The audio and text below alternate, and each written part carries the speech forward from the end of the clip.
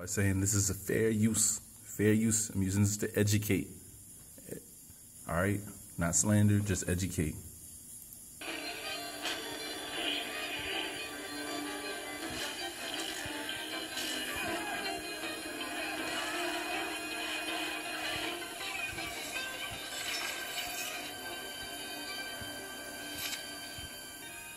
While journalists, human rights organizations, and activists are fighting a battle to expose Israel's oppression of Palestinians, there's another group in the country that's also attacked and imprisoned, those of African descent.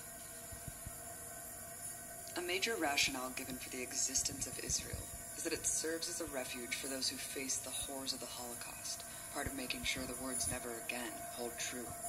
So it might come as a surprise to some that Israel is building prison camps for and legislating laws against people fleeing genocide today.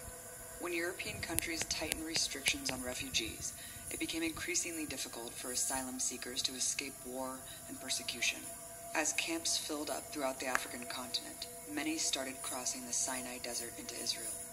Today there are about 45,000 African refugees inside Israel's borders, less than 0.5% of its population. But despite their minuscule size relative to the population, they're treated as a national crisis in Israeli society. The Likud member of parliament, Miri Regev, stated from the stage of an anti-refugee rally, "The Sudanese are a cancer in our body."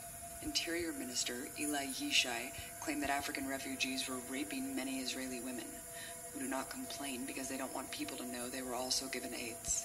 He also stated Israel belongs to the white man. An Israeli police station in Tel Aviv also officially honored May Golan, a leader of anti-African campaigns that encourage violent attacks.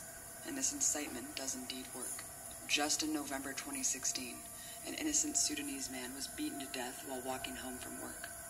The racism runs so deep, babies are even attacked. One man tried to murder a 1-year-old baby girl from Eritrea by stabbing her in the head. You hear that? Now, to your Christian friends, these people are just, they're supposed to be the Jewish people. The only problem is that they fell off the bandwagon. They've gone away from God. And right now, God is dealing with the Christian church. Israel has the right to do wickedness and evilness. Now, I'm only saying this because of the European Christian churches I went to as a child. This is the way they talked about them. The Jews, they know they're not doing right. They know they're not living right. This is a Christian. They know that they're not doing right. They know they're not living right. But right now, they fell off the bandwagon. God's, because they turned their back on Jesus, God's letting them do what they want. Right now, God's only dealing with the church. Jesus is only focused on the church, gathering his people.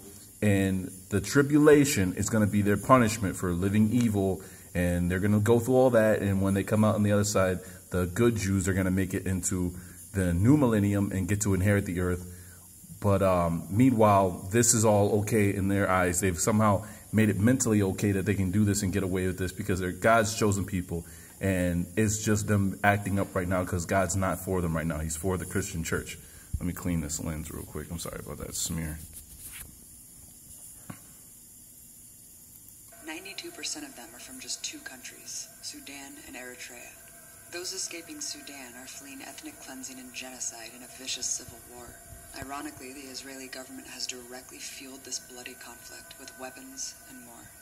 Many of the refugees I spoke with told me they barely made it out alive. And didn't this happen because they went in and took this land? And now when they removed, like, what was it? I was a little country I was reading about where the French, they left and they said, okay, we're going to give the land back over to you. And then you had a certain set of the people that wanted to keep the government the way the French had it. Then you had another set that said, no, we want to completely make it in our own image. And now they're clashing with each other. I forget what it was, which nation it was. But Similarly, refugees from Eritrea face dire conditions. One of the poorest, starvation-ridden countries in the world. Many Eritreans face mandatory conscription to slave-like conditions, imprisonment and execution by their government. Most who crossed the Egyptian border settled down in Tel Aviv or nearby cities, began working the lowest paid jobs in restaurants and hotels, and started a new life for their families. While Israeli politicians